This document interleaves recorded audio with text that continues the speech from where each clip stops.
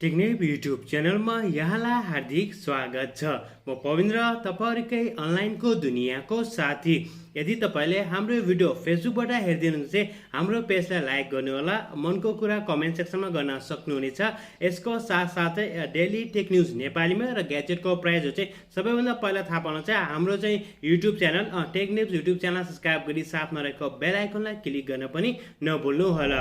आजको यदि हामीले पहिलो अपडेटको कुरा गर्ने चाहिँ स्पेशली चाहिँ ओप्पोको तर्फबाट रहेको छ। यदि तपाईहरुसँग चाहिँ ओप्पो रेनो 3 सिरिजको पनि कुनै पनि मोबाइल छ भने तपाईहरुको लागि चाहिँ एकदमै खुसीको कुरा छ। स्पेशल चाहिँ क्यामेरा सेन्ट्रिक फोन हो र चाहिँ म आफैले पनि ओप्पो रेनो 3 प्रो लाई चाहिँ युज गरिरहेको छु। क्यामेराको लागि चाहिँ बब्बल रहेको छ र बाँकी अरु भन्दा नि भिडियोग्राफीको लागि चाहिँ एकदमै राम्रो रहेको छ। सो यसमा पनि र पुरानो भए पनि अहिले चाहिँ अब 8 आउन लागिसकेको छ। हुन त मोबाइल त वर्ष के महिनामै 4-5 वटा निकाल्छन् तिनीहरूले, बट अहिले पनि उनीहरूले चाहिँ इन्डियन भेरिएन्स र चाहिँ इन्डोनेसियन भेरिएन्सको लागि चाहिँ अपडेट दिएको छ, जुन चाहिँ सेक्युरिटीको साथमा चाहिँ अपडेटिङ सिस्टमको अपडेट पनि उनीहरूले चाहिँ पुश गरेका छन्।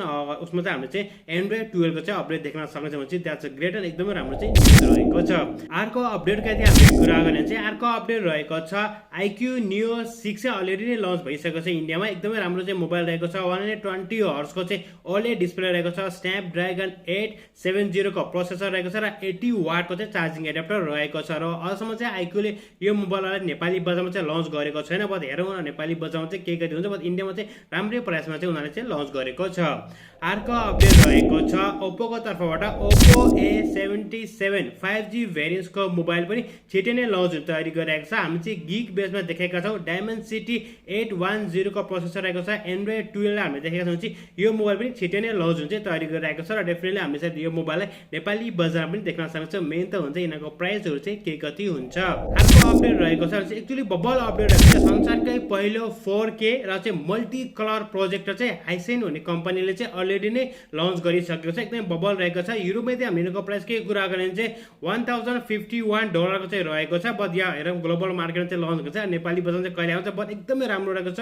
अनि यो चाहिँ बब्बल चाहिँ एउटा प्रोजेक्टर चाहिँ उनीहरूले चाहिँ लन्च गरेको छ। 4K र मल्टी कलरहरू पनि यसमा रहेको छ। इनबिल्ट स्पिकरहरू सबै कुरो रहेको छ। गेमहरू खेल्नको लागि एकदमै बब्बल चाहिँ एउटा चाहिँ दामी हो न, एकदम बब्बल चाहिँ लिएको छ प्रोजेक्टर। नेपाली बजाउन चाहिँ के कस्तो हुन्छ। अर्को अपडेटको यदि हामीले कुरा गर्ने हुन्छ अर्को अपडेट रहेको छ Poco X4 GT चाहिँ इन्डियामा चाहिँ अलरेडी सर्टिफिकेट पाइसकेको छ। यसको मतलब कि इन्डियामा चाहिँ छिटै लन्च हुने चाहिँ तयारी गरिरहेको छ।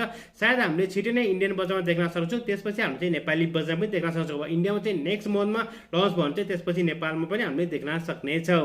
अर्को अपडेटको कुरा गर्ने हुन्छ अर्को अपडेट रहेको छ ओनरको तर्फबाट Honor 70 चाहिँ लन्च भइसकेको छ, जसमा चाहिँ स्न्यापड्रागन 778 5G प्लस को चाहिँ प्रोसेसर रहेको छ। 66 वाटको चाहिँ फास्ट चार्जिङ एडाप्टर रहेको छ। डिजाइन लुक्स हेर्दै राम्रो रहेको छ। क्यामेरा पनि 48-50 मेगापिक्सलको 50 मेगापिक्सलकै सेल्फी क्यामेरा रहेको छ। पछाडिपट्टि डिफ्रेन्ट कटआउट चाहिँ तपाईँलाई क्यामेरा देख्न सक्नुहुन्छ। अब हेरौँ नेपाली बजारमा चाहिँ उनीहरूले चाहिँ कहिले लन्च गर्छ।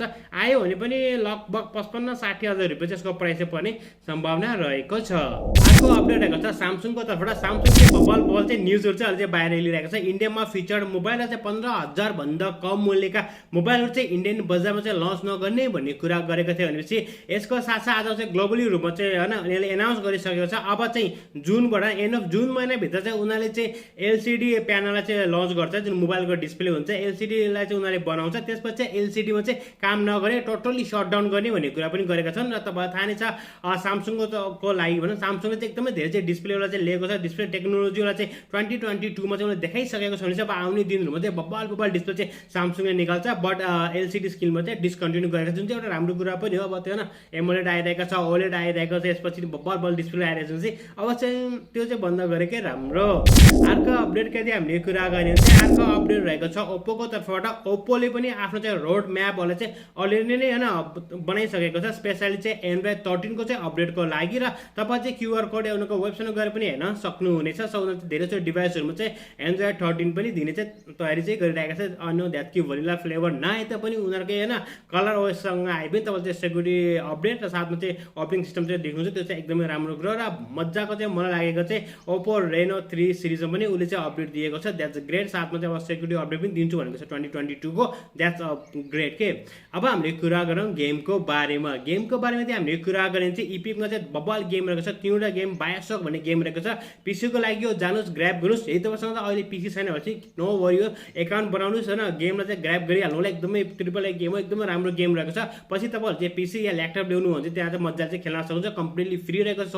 इपिङमा जानुहोस् र भोलि या पर्सि चाहिँ हामीले अर्को एउटा चाहिँ मिस्ट्री गेम देख्न सक्छौँ, जसको लागि तपाईँले चाहिँ हाम्रो च्यानललाई सब्सक्राइब गरी साथमा बेल आइकनलाई क्लिक गरेर बस्नु, तर सबैभन्दा पहिला चाहिँ थाहा पाउनु नै हुनेछ। र हामी चाहिँ टेक न्युजको चाहिँ टिकटक पनि बनाइसकेको छौँ। सबैको मान्छेहरू चाहिँ टिकटकतिर गइसकेपछि मैले चाहिँ एउटा एकाउन्ट बनाएको छु टिकटकमा। सो तपाईँले चाहिँ त्यहाँ सर्च गरेर हामीलाई फलो पनि गर्न सक्नुहुन्छ। त्यहाँ चाहिँ हामी चाहिँ सर्ट भिडियोहरू चाहिँ अपलोड गर्ने गरेका छौँ। सो आजको अपडेट चाहिँ यही नै रहेको छ। आइफले तपाईँलाई आजको भिडियो मन पऱ्यो होला, भिडियो सम्बन्धी कुनै पनि सल्लाह या सबै कृपया हाम्रो कमेन्ट सेक्सनमा कमेन्ट गर्नुहोस्। यदि तपाईँ हाम्रो च्यानलमा नयाँ आउनुको च्यानल सब्सक्राइब पनि साथमा रहेको बेल आइकनलाई क्लिक गर्न पनि नभुल्नु होला।